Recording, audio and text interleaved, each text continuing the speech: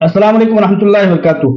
दोस्तों, जैसा कि आप लोगों ने सुना होगा कि कल गुज़िश्ता रोज जो है ईडी की कार्रवाई में हीरा ग्रुप ऑफ कंपनीज के ऊपर एक बार फिर से बहुत बड़ा जुल्म हुआ, गैर कानूनी काम हुआ और हरासमेंट करने का, डराने धमकाने का और अपने आकाओं के लिए जिन्होंने इनको आगे जा करके प्रेशर देने का, हीरा ग्रुप ऑफ कंपनीज को दबाने और कुचलने का जिन्होंने टारगेट दिया है, उनके ईमे पर काम करने का कल एक जीता जागता मिसाल हमें ईडी ऑफिसरान के जरिए से हैदराबाद ईडी ऑफिसरान के जरिए से देखने को मिला। इसके पीछे कुछ हकायक जो कि आप सब लोगों को पता है, लेकिन वक्त के लिहाज से मैं आप लोगों के सामने रखना चाहता हूं कि ये ईडी ऑफिसरान की जो कार्रवाई है, जहां एक जानिब जुल्म, अत्याचार, इलीगल, गैर कानूनी और पूरी तरह से हरासमेंट पर आधारित था, उसी तरह से एक सोची समझी साजिश और अपने आकाओं, आका मतलब मकामी लीडर और हैदराबादी जमीन माफिया, उनके दिए गए इन्फ्लुएंस, उनके दिए गए प्रेशर और उनके दिए गए जेब खर्च को हलाल करने का एक तरीका था। तरीक़ेकार बहुत भोंडा था। ईडी हैदराबाद की यह कार्रवाई बहुत ही घिनौनी और बहुत ही साजिश के तौर पर थी। मैं बताना चाहता हूं, ईडी मजबूर है इस बात के लिए कि वो ये सब करे, और अगर नहीं करती है तो वो लोग जो इनके पीछे आका इनके हैं, वो इनको प्रेशराइज करेंगे और कहेंगे कि भैया जो हमने तुमको दिया, जिस काम के लिए दिया, जितना मांगा उतना दिया, तो तुम काम क्यों नहीं करते। इसलिए ईडी हैदराबाद को ये सब इलीगल काम और कार्रवाई करनी पड़ रही है। मिसाल के तौर पर साजिश और घिनौनी साजिश का आप लोग अंदाजा कीजिए कि जुमा और शनिचर, फ्राइडे और सैटरडे की रात को जबकि 4 बजे पूरी दुनिया पूरी गहरी नींद में सो रही होती है, ईडी हैदराबाद के ऑफिसरान ऐसे दबिश देते हैं जैसे कि किसी मतलब भाग जाने वाले किसी मुलजिम के घरों पर दबिश दिया जाता है। और एक दो जगह नहीं, मैं ये कहना चाहता हूं ऑफिसरों को और सरकारी एहलकारों को मैं कहना चाहता हूं कि जब हीरा ग्रुप ऑफ कंपनीज एक कॉल पर हर कोर्ट में, हर कोर्ट कचहरी में जब हाजिर है, तो इस तरह से चोरों जैसे, चोर दरवाजे से ऐसे वक्त पर जब दुनिया सो रही होती है, ऐसे हरासमेंट करने की आप लोगों की घिनौनी साजिश का पर्दाफाश होता है। भाई आप नाश्ता करके चले जाते, भाई आप फोन करके चले जाते, 5 जगहों पर एक माहौल क्रिएट करके अलग अलग लोगों को वहां पहुंच करके उनको यूं धर दबोच लेना, ये आप लोगों की मानसिकता को भली भांति दर्शाता है। 4 बजे पहुंचते हैं, जब इंसान सो रहा होता है, आदमी जाके दरवाजा खोलता है, ये धड़ाक से अंदर घुसते हैं और घुस करके कहते हैं कि फला किस कमरे में है, वहां पहुंच जाते हैं और सबसे पहले घिनौनी साजिश नंबर 2, फोन कलेक्ट कर लेते हैं, कोई किसी को फोन ना कर सके। पहली बात तो फ्राइडे और सैटरडे की रात को ये दबिश देते हैं, और ऐसे दबिश देते हैं जैसे कोई मतलब मेरे पास इस बात की कोई सबूत नहीं है कि कितना घिनौना अंदाज है ये। फ्राइडे और सैटरडे की रात को जाने का मतलब यह है कि कोर्ट कचहरी खुली नहीं होगी। सैटरडे और पूरे संडे हम जिस तरह से चाहेंगे हरास करेंगे, और फोन का कलेक्ट कर लेना, कहीं लीगल टीम को कोई फोन ना कर दे, हीरा ग्रुप ऑफ कंपनीज कहीं इनके ऊपर के ऑफिसरान को तलब ना कर ले, इनके ऊपर के ऑफिसरान को यह ना बता दे कि भाई तुम्हारी मातहती में ये सब हो रहा है। हालांकि मुझे जैसे ही कल इस बात की इत्तला मिली, मैंने बोल दिया कि हीरा ग्रुप के ऊपर जो जुल्म हो रहा है हैदराबाद ईडी के जरिया से, वो कहीं ना कहीं ताकत का एक नाजायज फायदा उठाने का एक खमियाजा है। लिहाजा सैटरडे और संडे की रात को इनका दबिश देने का मकसद यह था कि 2 दिन तक कोर्ट और कचहरी बंद रहेंगी, तमाम सरकारी ऑफिसरान जो है आउट ऑफ स्टेशन होंगे, अपने कामों से बाहर होंगे, उनके मोबाइल फोन, सरकारी मोबाइल फोन स्विच ऑफ या साइलेंट होंगे। 4 बजे कौन जागता है, किसको फोन कर सकेंगे, फोन करेंगे भी तो नहीं उठा सकेंगे, और फोन करेगा भी तो कोई कैसे करेगा।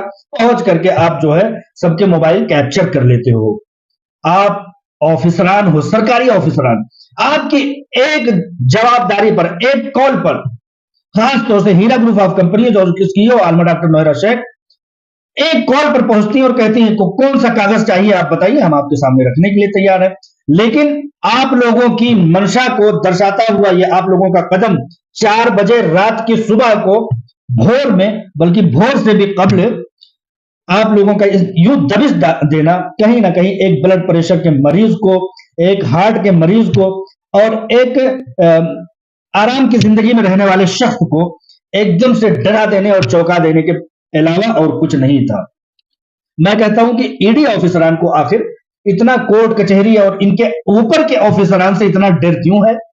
डर यूं है कि इन्होंने ईडी ऑफिसरान हैदराबाद में इससे पहले बहुत सारी कोशिशें की हैं। मिसाल के तौर पर आवाम को बताना चाहता हूं कि पिछले दिनों एक बोर्ड के लगाने के पादाश में ईडी ने एफआईआर किया था और एफआईआर करके कोर्ट में पहुंचे थे। कोर्ट ने कहा था कि तुम एक पक्ष हो, एक पार्टी हो, तुम जाओ ना, जाकर के कोर्ट में इस बात को रखो, सुप्रीम कोर्ट में जहां की मैटर चल रहा है। एसएफआईओ जो इस बात का मुकल्लफ बनाया गया है कि हीरा ग्रुप ऑफ कंपनीज के मसाले में कोई भी डिपार्टमेंट, कोई भी पुलिस, कोई भी एहलकार, कोई भी सरकारी महकमा जाकर के एसएफआईओ को मुकल्लफ बनाया गया, तो एसएफआईओ से राब्ता करे। कोर्ट ने कहा कि जब तुम सुप्रीम कोर्ट ऑफ इंडिया में पार्टी हो या तुम्हें यह कहा गया है कि तुम इस मामले में दखल अंदाजी नहीं कर सकते हो, तो फिर भी तुम एफआईआर के जरिए से कोर्ट में पहुंच गए। तो ईडी की यह मजबूरी है कि कोर्ट से ईडी को फटकार करके भगा दिया गया था और यह कहा गया था कि हीरा ग्रुप ऑफ कंपनीज के मसाले में अब ईडी हैदराबाद किसी भी तरह से इंटरफेयर नहीं करेगी। लेकिन उसके बरअक्स, उसके खिलाफ, उस ऑर्डर के खिलाफ जाकर के इन्होंने 4 बजे चोरों की तरह से चोर दरवाजे से ऐसे वक्त में दबिश देते हैं जबकि लोग सो रहे होते हैं। आवाम की, खासतौर से हीरा ग्रुप ऑफ कंपनीज की, जिसने अपनी पूरी आजमाइश, चाहे वो कैद हो, चाहे मजलूमाना कैदोबंद की सोबत हो, चाहे उसके बाद सुप्रीम कोर्ट ऑफ इंडिया के जरिया से मिली छूट हो, हर वक्त हीरा ग्रुप ऑफ कंपनीज ने अपने कागजात के बलबूते पर, अपने शवाहिदात के बलबूते पर और अपनी हक्कानियत के बलबूते पर हमेशा अपनी आजमाइश और अपनी पेशी दी है। तो फिर इस वक्त जाने का क्या मतलब है? आप लोगों की मंशा पर, बहुत घिनौनी मंशा पर शक होता है। कुल मिलाकर के ये है कि इनको कहीं ना कहीं इनके आका जो है ऑफिसरान के, जिन्होंने इनको इन्फ्लुएंस में डाला है, इनको कहीं ना कहीं एक दबाव में डाला है कि भाई तुमको हमने भरपूर जेब खर्च दिया, तुम कुछ नहीं कर पा रहे हो। इनको भी, ऑफिसरान को भी और ईडी ऑफिसरान को भी अपने जवाब तलब किए जाने का डर और खदशा है। डर और खदशा क्यों है?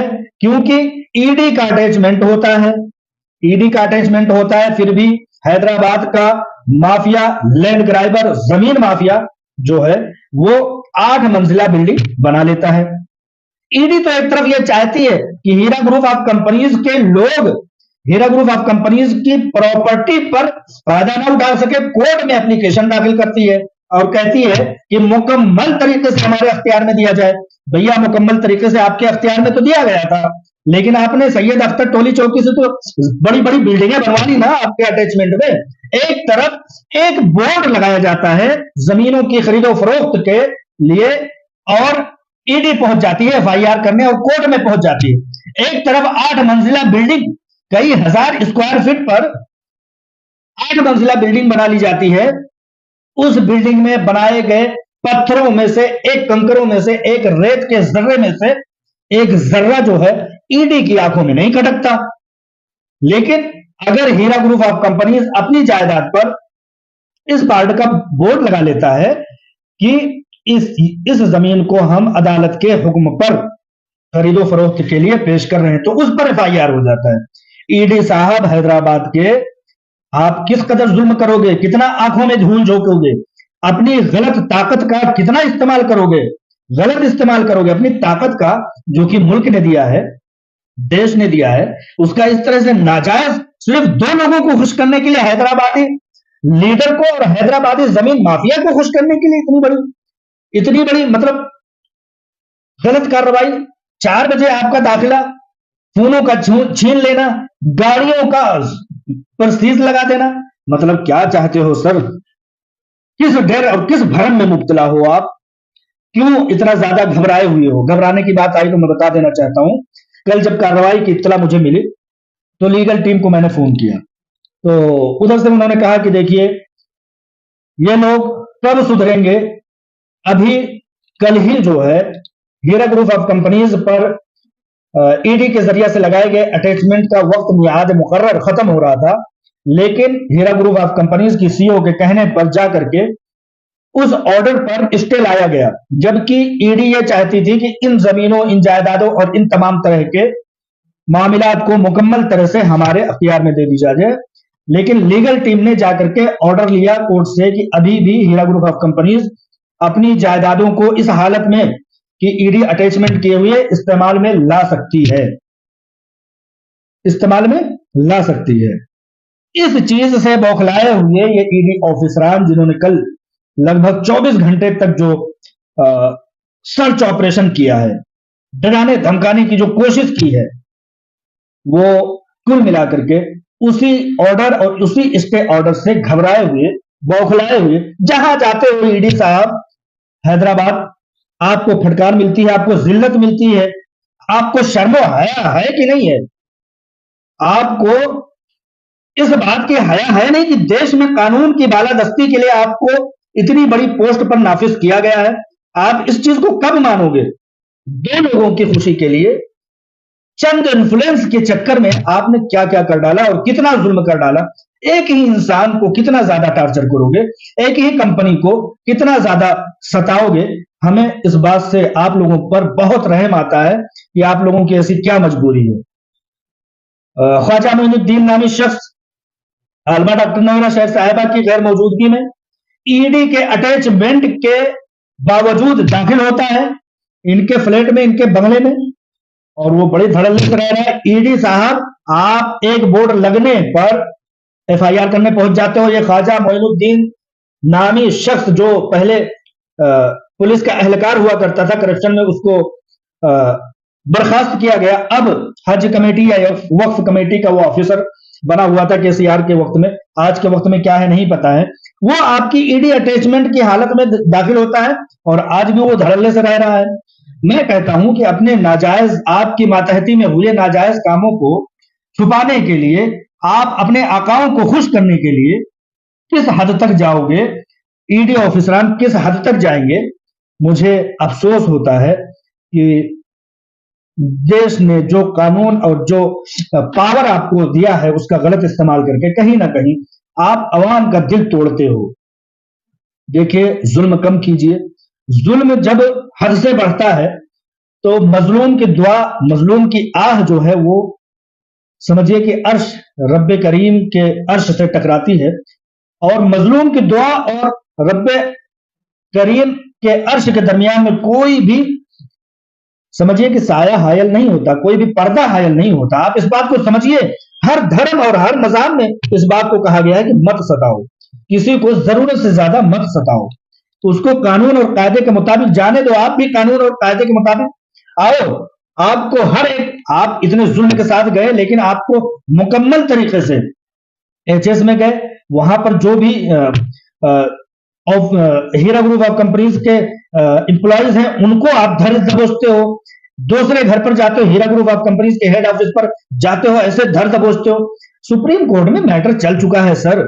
सुप्रीम कोर्ट में यह मामला 2.5 साल तक हीरा ग्रुप ऑफ कंपनीज की सीईओ की हिरासत के बावजूद यह सब हो चुका है सर। अब कौन सा काम करने आए हो? अच्छा, खोदा पहाड़ निकली चुहिया। ईडी ऑफिसरान ने कल ट्वीट किया कि एक बिलियनर, करोड़पति, अरबपति शख्स के घर से 95 लाख रुपए मिले हैं, मतलब 1 करोड़ भी रुपए भी नहीं, उसको ट्वीट करना पड़ रहा है। क्या है सर? 1 लाख करोड़ की मिल्कियत रखने वाली शख्सियत को आप यूं बदनाम करते हो कि 95 लाख रुपए। सर, 1 करोड़ भी रुपए भी कैश में नहीं निकाले, आप उसको ट्वीट कर देते हो और कहते हो कि 5 इलीगल कंस्ट्रक्शन। सर, ऑलरेडी आपके अटैचमेंट में है वो चीज है। तो कुल मिलाकर के ये है कि इलीगल है, नाजायज है। ईडी का ये छापेमारी और गलत वक्त पर छापेमारी, सैटरडे और फ्राइडे की रात में छापेमारी, संडे और सैटरडे के कोर्ट और कचहरियों के बंद होने के दरमियान छापेमारी इलीगल है। जुल्म है, गैर कानूनी है। जब सुप्रीम कोर्ट ने पूरी तरह से कंपनी को चलने की इजाजत दे दी, सुप्रीम कोर्ट ने पूरी तरह से यह कह दिया कि हमें तरस आती है तमाम एजेंसियों पर कि अभी इनकी यह औकात नहीं हो सकी कि एक चार्जशीट, एक रिपोर्ट और एक एफआईआर दाखिल करने की वजह को पेश कर सकें। सुप्रीम कोर्ट खुद कहता है कि तरस आती है हमको। बहुत सारी बातें हैं, इन्हीं बातों के साथ आवाम की तवज्जो में मबजूल कराते हुए कहना चाहता हूं कि इस तरह की कार्रवाइयां जो बड़े ख्वाब लेकर के चलता है उसके साथ होते रहेंगे। अगर वो सख्त हक पर है, अलमा डॉक्टर नौहरा शेख हक पर है, तो वो जांच पड़ताल देने से ना पहले कभी हटी थी, न आइंदा कभी हटेंगी। इन बातों से घबराने की कोई जरूरत नहीं। अरे सर, सैटरडे को आ जाओगे, संडे को आ जाओगे, मंडे को तो कहीं ना कहीं कोर्टों में तो मिलोगे ही सही। लिहाजा हरासमेंट करने की ये कोशिश एक बार फिर से आज रात को लगभग 24 घंटे पर मुकम्मल करके ऑफिसरान वहां से गए। होदा पहाड़ निकली चुहिया 95 लाख रुपए लेकर के उन्होंने जाके ट्वीट मारा है और कहते हैं कि जब धोबी से ना जीते तो गधे का कान ऐठे, सुना है कि आपने गाड़ियों को सीज कर दिया है। साहब, आपके गरिमा, आपके मर्तबे और आपकी उच्च स्थिति जो आपको देश ने दी है उस पर यह सब शोभा नहीं देता साहब। 110 प्रॉपर्टियों को आपने अटैचमेंट में लिया है, आपके कलेजों को ठंडक नहीं मिली। गाड़ियों को जो है सीज करके आपको कौन सा सुकून मिल गया? तो वही है कि जब बड़े शख्स से ना जीत सको तो छोटे का कान पकड़ के ऐठ दो। गाड़ियों को सीज करके चले गए हैं। खैर, आप लोगों की कार्रवाई, आप लोगों की देश प्रेम अगर यही सिखाता है कि लोगों को यूं ही टार्चर करो, कोर्ट कचहरी में मैटर को सुलझा नहीं सकते, कोर्ट कचहरी में आकर के अपने हक्कानियत को सबूत दे नहीं सकते, तो आप यूं ही टार्चर कीजिए। आपकी शान को यही सब शोभा देता है। लिहाजा अवाम से कहना चाहता हूं कि आज हमारा देश पीछे से पीछे क्यों होता जा रहा है। कोई भी शख्स जिस तरह से कहते हैं कि कोई भी औरत मर्दों के, जानवरों के और दरिंदों के डर से बाहर नहीं निकलती, डरती है बाहर निकलने से, उसी तरह कोई भी शख्स कारोबार करने से डरता है कि अगर चौक चौराहों पर खड़े होकर के छोटे से कारोबार, छोटी सी मूंगफली की दुकान अगर चलाना चाहता है तो वो नहीं चला पाता है। क्यों? क्योंकि ऑफिसरान आकर के उसके बच्चों के लिए जो कमाए हुए माल, जो फायदा रकम होता है वही लेकर के चल जाते हैं। इसलिए बेरोजगारी का समझिए कि हमारे देश का अवाम बेरोजगार रहना तो मुनासिब समझता है, लेकिन इस तरह के मामला से ऑफिसर लॉबी की वजह से, ऑफिसर लॉबी की टार्चर की वजह से वो आगे नहीं बढ़ना चाहता कि कौन देगा इतनी रकम, कौन देगा, आकर के दिन दिन भर कौन खड़ा होगा। और सबसे बड़ी जुल्म की बात कि जब 2 रुपए मुनाफे के कमाते हैं तो या तो इलाके के गुंडा माफिया आकर के ले जाते हैं और उनसे बचते हैं तो पुलिस एहलकार आकर के ले जाते हैं। मैं कहता हूं कि आज हमारा देश दुनिया के सबसे बड़ा मालदार होने के बावजूद भी अगर कहीं ना कहीं ये पीछे है तो यही सब मानसिकता है। और अगर हमारा देश पीछे है, अगर कोई कारोबार नहीं कर रहा है, तिजारत में कोई आगे नहीं है, लोग मुफलिसी की जिंदगी जी रहे हैं, तो कहीं ना कहीं लोगों की, जिनके हाथों में पावर है, अल्लाह ने जिसकी हाथ में ताकत है, वो मदद, ताउन और किसी न किसी तरह से सपोर्ट करने के बजाय उनको टार्चर करते हैं। हीरा ग्रुप ऑफ कंपनीज जो कि लाखों लोगों को रोजी रोटी, लाखों लोगों के पीछे 25, 30, 50 लाख लोगों को रोजी रोटी देती थी, उसके ऊपर इतना जुल्म कि वो खड़ी हो जाएगी तो चंद लोगों को रोजगार मिल जाएगा। क्या चाहते हैं आप लोग? ऐसा ना करें। आप लोग अपनी ताकतों का बेजा इस्तेमाल ना करें। अवाम ये समझ ले कि ये सब एक गीदड़ भपकी के सिवा कुछ नहीं था। खत्म हुआ, ले गए जो कुछ उनको जांचना पड़तालना था, 25-50 लाख रुपए लेकर के चले गए, 1 करोड़ रुपए भी नहीं थे। और जो कि कानूनी कार्रवाइयों के लिए, कानूनी मामलात में इस्तेमाल करने के लिए कहीं ना कहीं कैश देना पड़ता है हर जगह, जो है ऑनलाइन। जो कंपनी लगभग 100 करोड़ रुपए इनकम टैक्स देती है, वो 1 करोड़ रुपए अपने पास कैश नहीं रख सकती, जब्त कर लिया। हो सकता है कुछ लोगों की तनख्वाहों के लिए रखा हो। आज आप लोग जब आए तो 3 तारीख थी कैलेंडर में, हो सकता है लोगों की तनख्वाहें देने के लिए। अब आप लोग उसको कैश में ले जाकर के बंद बोरियों में ना आपके काम आ सकता है, ऑफिसरों के काम आ सकता है, न ही किसी और के काम आ सकता है। बस अगर हो सकता है तो लोगों की तनख्वाहें रुक जाएंगी। ऑफिस में जो हीरा ग्रुप ऑफ कंपनीज की मातहती में जो काम कर रहे हैं उनकी तनख्वाहें रोक लोगे, बस इतना करोगे। लोगों के भूखे रहने में मददगार साबित होगे। आप लोगों की पोस्ट, आप लोगों का पावर आपको यही इजाजत देता है। लिहाजा कुल मिलाकर के मैं यही कहना चाहूंगा कि इलीगल हरासमेंट, गैर कानूनी, नाजायज ये दबिश रात के फ्राइडे और सैटरडे के रात के 4 बजे मोबाइल का छीन लेना, लोगों को कैद कर लेना, लोगों से बाहर से राब्ता ना रहने देना, अंदर लेके लोगों को बाहर ना आने देना, बाहर के लोगों को अंदर ना जाने देना, ये कहीं ना कहीं बौखलाई हुई हैदराबाद ईडी की एक कार्रवाई थी। जय हिंद, अस्सलाम वालेकुम रहमतुल्लाहि व बरकातहू।